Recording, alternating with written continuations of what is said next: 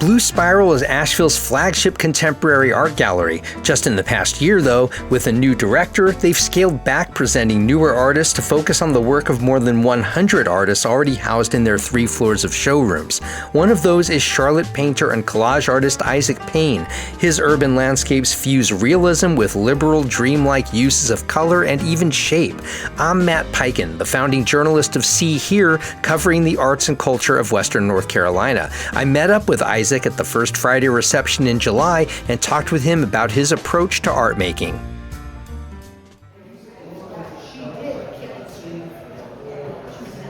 If you look at a lot of the work in the gallery, it's about changes taking place in urban environments. So my work, in quite a literal way, it's not always a documentation of specific landmarks, locations, even though sometimes it is, but at the same time, I think of them like meditations on how we exist in places and with each other. I think I was in New York City at the time when a lot of the ideas took shape, but it was like, you got a new glass and steel condo right next to a building that's falling apart that somebody can't afford to stay in.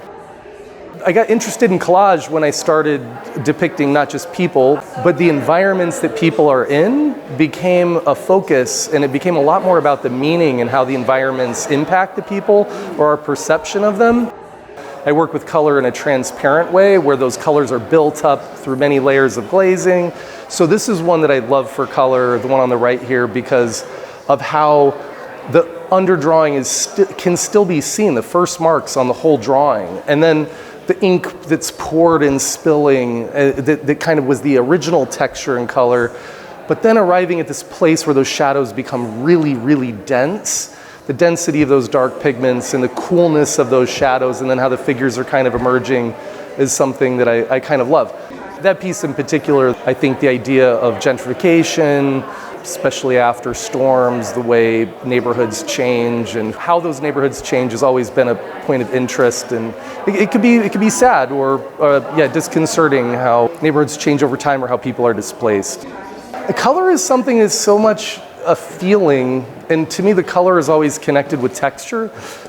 But when I started looking at architecture, and this goes back to when I was studying art more than 20 years ago, it was like, oh, these environments are very much shaping people in real life, but also in the artwork, there's a big influence on how we think about who we're seeing depicted.